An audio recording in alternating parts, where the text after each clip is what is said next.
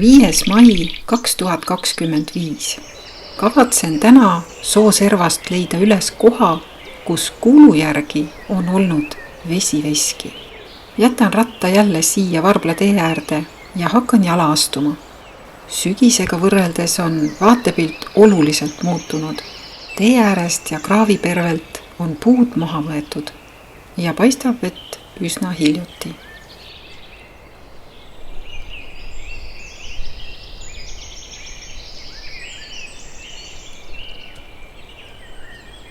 Siin teeristis vaatan vasakule, Varbla suunas. Näe, eemal tee peal paistab põder. Paremale jääb Kõliste uue toa ja otsustan sammud sinnapoole keerata. Kummikud on küll jalas, aga vee sügavust siiski mõõta ei taha ning karglen mööda mättaid ja kõrgemaid kohti. Siin on ulatuslikult tehtud harvendus ja valgustusraiet. Lähen vaatan, kuidas varemete juures seis on. Kuuse juures ohkan veidi kergemalt. Kuusk on õnneks endiselt püsti. Poen kuuse alt läbi ja leian siit kannikese. Kannikesed olid mu ema lemmikud. Varemete juures on õnneks puud samuti püsti. Hea, et korstnal on kõrged tüved justkui kaitseks ümber. Täna Kõliste uuetoal pikemalt ei peatu.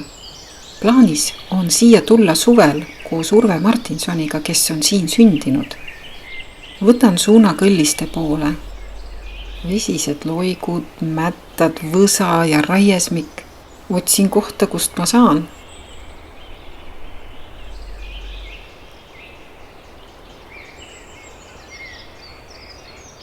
Siin on ikka päris suurelt lageraiet tehtud. Aga hea meel on näha, et Kõlliste kuused on harvesterist puutumata jäänud. Ja ka teised kunagise talukoha kõrged puud on endiselt kasvamas.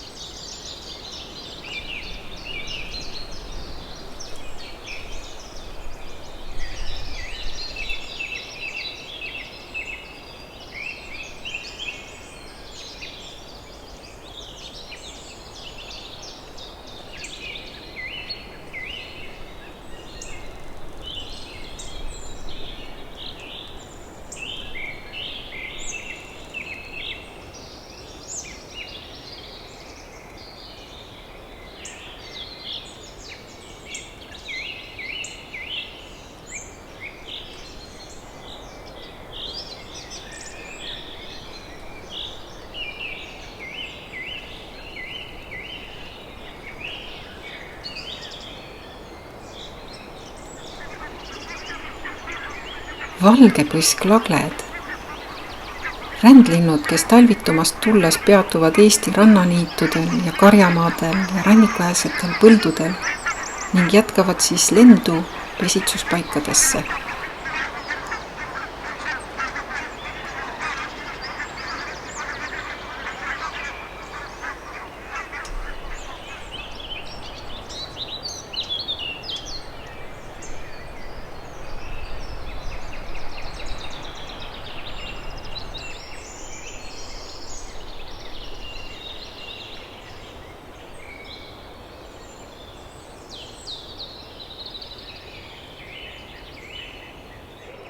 Lähen edasi mere poole, kuni teed on ja edasi trügin läbi võsa. Puude vahelt on näha lagedamat kohta ja rühin vaatama. Puha vesi, palju vett, siit küll ei saa minna. Keeran metsa vahele tagasi ja otsin edasi minekuks kõrgemaid kohti.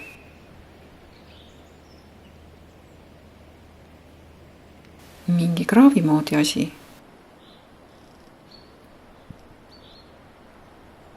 Suured puud on risti pikali ja ronin neist üle.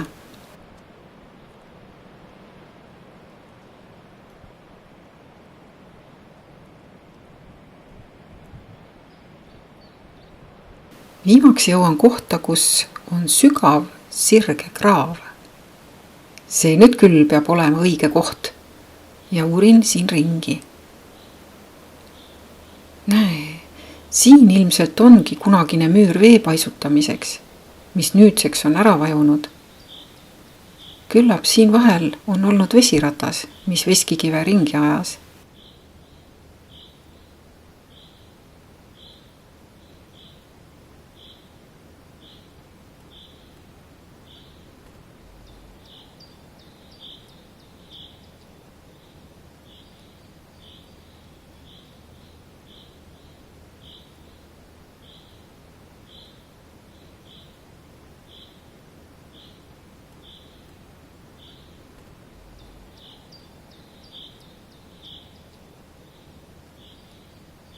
Ja no näe! Jutud vesiveskist vastavad tõesti tõele. Tõestus on siin vees selgelt näha.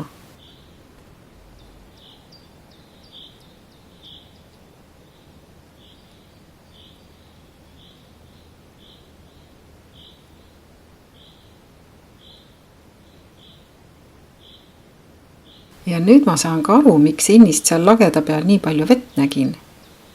Koprad on siin ju nüüd omakorda vett paisutamas.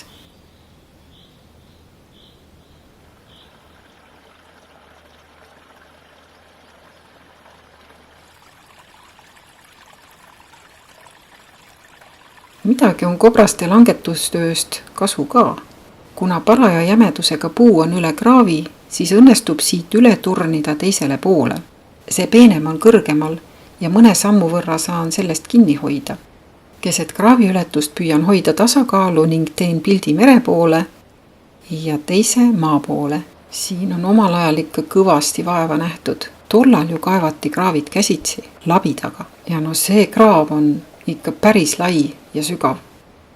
Teiselt poolt kraavi ka üks vaade kobraste veetõkkele. Sellistes kohtades peab muidugi olema väga ettevaatlik. Sest kunagi ei tea, millal mõni kobraste poolt alt ära näritud puuhiiglane võib külili plantsatada.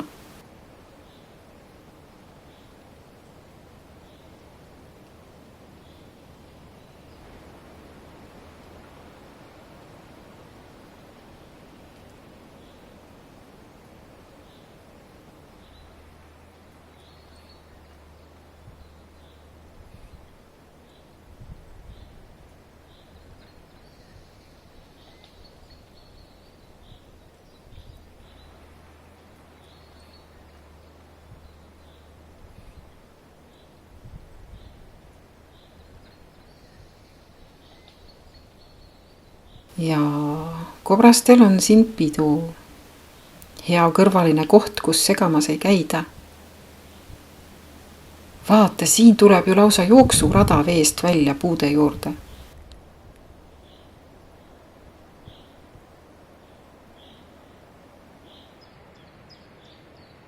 Ja põtradel on siin ka pidu. Kobraste langetatud suured haavad on põtrade poolt viimse oksani paljaks söödud. Haab on pehme puu ja põtrade suur lemmik.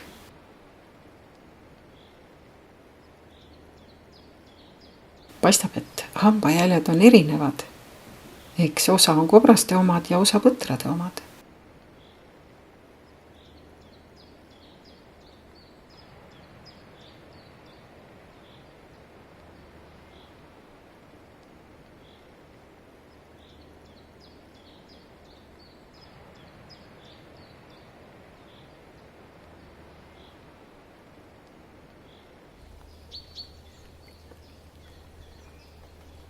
Kui ma juba siin kandis olen, siis lähen vaatan sookurgu ka uuesti üle. Sinna pole pikk maa, aga õkva läbi võsa ragistamine võtab üksjagu võhmale.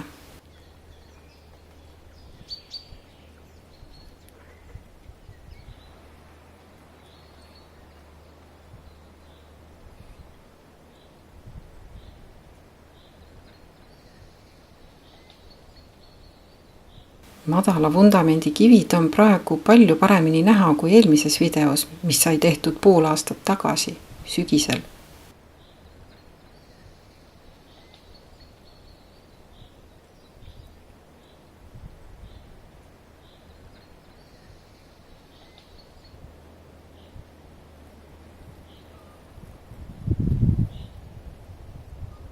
Natuke maad soo poole on veel üks väheldane, enam-vähem ristkülliku kujuline kõrgendik, mis võis samuti mingi hoone aluseks olla.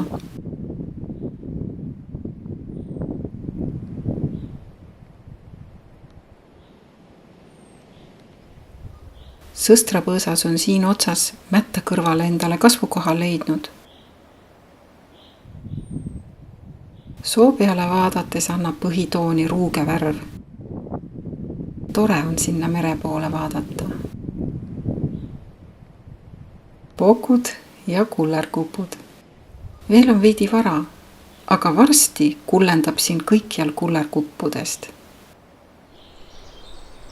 Tagasiteel on taas vaja läbida Lehtpuumetsa takistusriba, aga ma olin sellega arvestanud.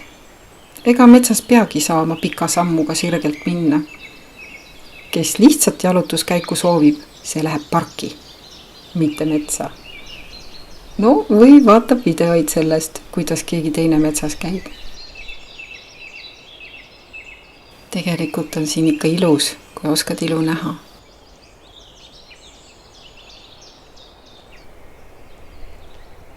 Eemal on kuulda metsalangetustraktori hääli ja nihkun tasapisi lähemale.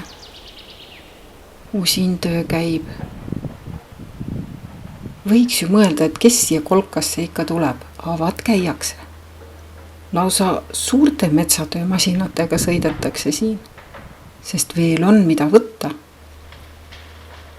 Aga tulemust vaadates, kes hõõrub käsi, kes kiristab hambaid, oleneb, millise mätta otsast keegi vaatab.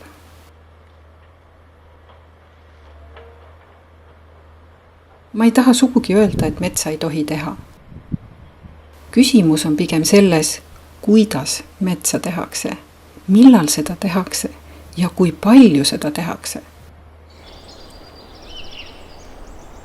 Metsa on alati tehtud, aga kui muistsel ajal oskasid inimesed elada kooskõlas loodusega ja olid mitte ainult puude langetamisel, vaid üldse kõigis eluvaldkondades laadilt säästlikud, siis tänapäevane metsategu võrdub pigem raiskamisega ning viib pikemas plaanis looduse vaesumiseni väga suurtel aladel.